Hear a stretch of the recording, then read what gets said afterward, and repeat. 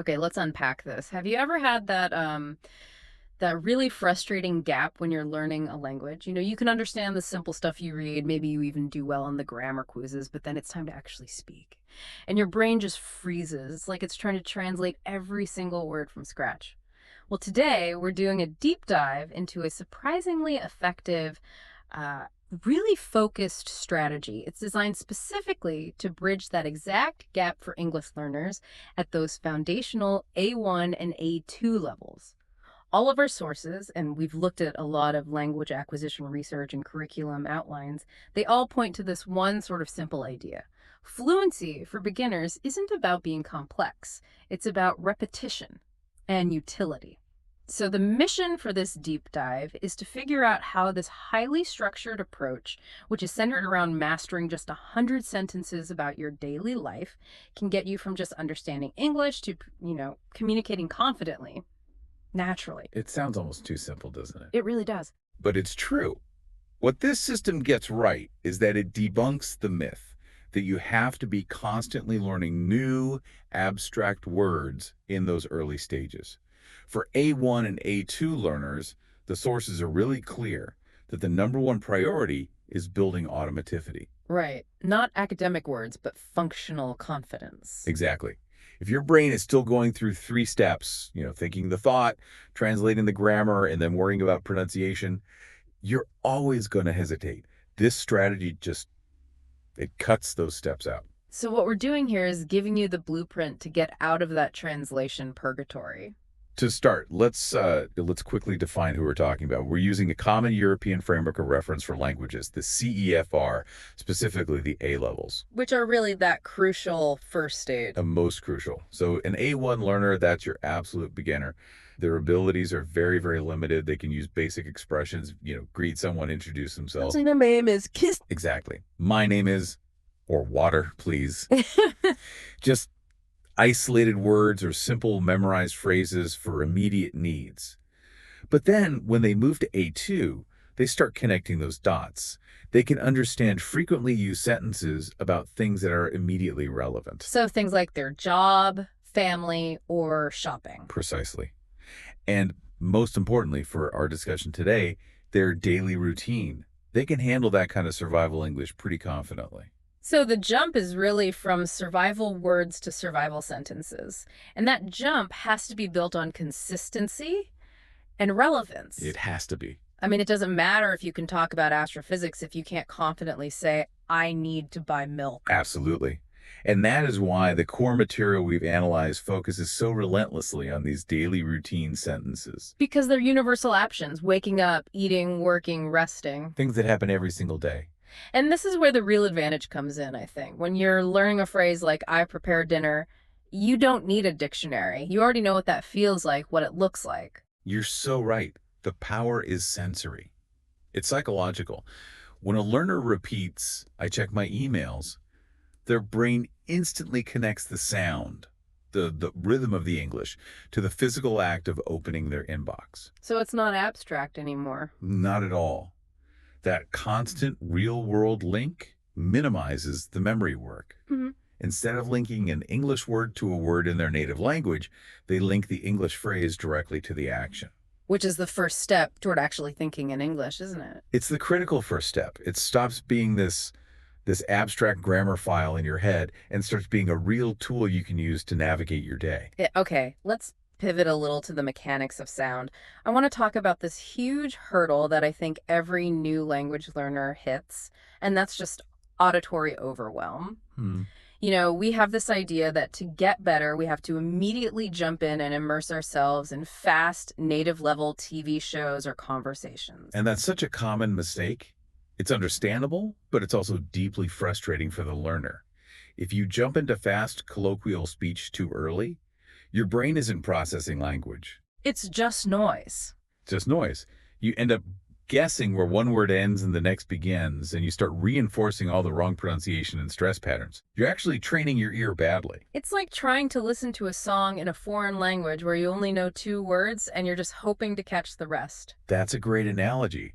This whole methodology advocates for something they call training English. Hmm. and it's fundamentally based on slow listening. Which isn't remedial, right? It's a tool. It's a highly engineered technical tool for language acquisition. So, if training English is the strategy, how does listening to slow audio actually change what the A1 or A2 brain is doing? Why is that so much better than trying to keep up with native speed?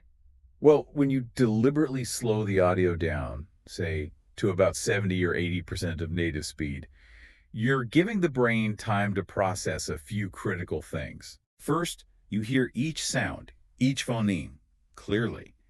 This helps you distinguish sounds that might not even exist in your own language. Second, you can accurately hear the natural stress and intonation patterns. English is a stress-timed language, and if you can't hear where the emphasis falls, The meaning gets the lost. meaning is completely lost. So by slowing it down, the learner matches those distinct sounds directly to the meaning they already know. It becomes an exercise in precise pattern recognition.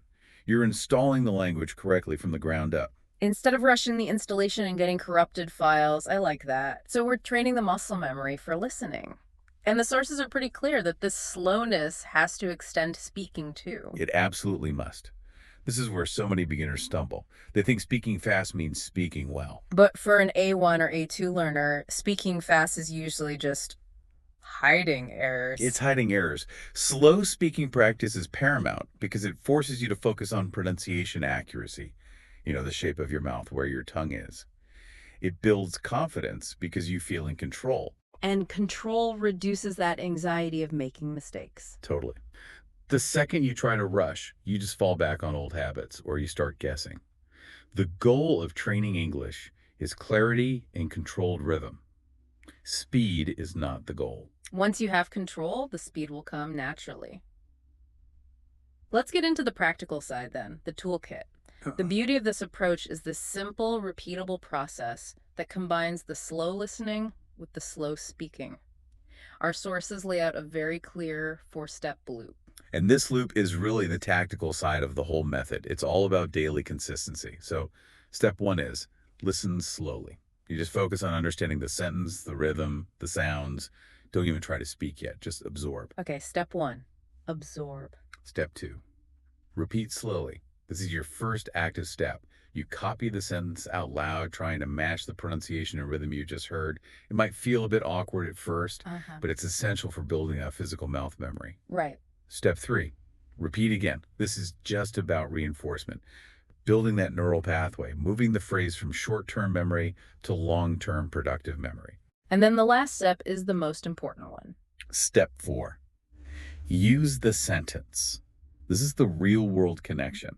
When you're actually brushing your teeth, you should try to think or even say, I brush my teeth, You're connecting the English directly to the action as it's happening. which is what stops you from reverting back to your native language. And the strategy for tackling those 100 sentences is also crucial. You're not supposed to try and memorize the whole list at once. That's just cognitive overload. Exactly. The sources are very, very clear on this. Consistency beats intensity every single time. The rule is to practice a small, manageable chunk. Like 10 or 15 sentences a day. 10 to 15 sentences a day. That's it. If you commit just 15 minutes a day to 15 sentences, repeating each one a few times out loud, you will make faster progress than someone who crams for 4 hours on a Saturday. You're building a language habit, not just studying. It's like a fitness habit. Short, daily maintenance is the key. So let's bring some of these sentences to life because they are so practical. They really cover the whole 24-hour cycle. All right, think about the morning routine. You have sentences like, I set my alarm, I drink a cup of coffee, or I leave the house at 8:30. These are immediately usable. And it goes into your work or study life too. Things like, I check my emails, I attend a meeting, or I practice speaking with my study partner. These are the sentences that unlock professional competence. Then it shifts to the evening. I prepare dinner, I watch the news, I wash the dishes, I go to bed early. And I notice it even includes that kind of meta language, phrases that build confidence. Yes, things like, I am improving my English, I speak slowly and clearly, and my favorite, I can do this. Even basic weekend chores are in there. I do my laundry, I clean the kitchen, I listen to podcasts in English. The point is, you're building an inventory of high utility tools. And if we just pull back for a second and look at the linguistic mechanics, we could see why this set of sentences is so successful for beginners. The simple structure it dramatically reduces the cognitive load. Tell me more about that. I know the simple present tense is doing all the heavy lifting here, but why is that so much more efficient than trying to introduce, say, the present perfect too early? That is the core technical strength of the method. These sentences use the simple present tense almost exclusively. For the learner, that means minimal conjugation. So less grammar to memorize. Far less. Yeah. For most verbs, you just need the base form, I go, you go, we go. The only change is that third person singular, he goes, she goes. When you compare that to languages with complex conjugation tables, or even just English's other trickier tenses, the simple present gives you the most communicative power for the least mental effort. So the learner can focus almost all their energy on pronunciation and just automatic recall. Exactly. Maybe 90% on pronunciation and recall, and just 10% on tiny grammar rules. That simplicity is deliberate. It's so you can focus on the sound and the action. And the ultimate payoff then is that neurological benefit we talked about earlier. By drilling these simple, meaningful phrases every day, you're building automatic responses in your brain. That's it, exactly. We're talking about seriously reducing hesitation. That gap between needing to speak and actually speaking, it shrinks dramatically. English stops feeling like an intimidating math problem. Right. It's no longer about constructing a sentence from abstract rules. It becomes a practical, functional tool.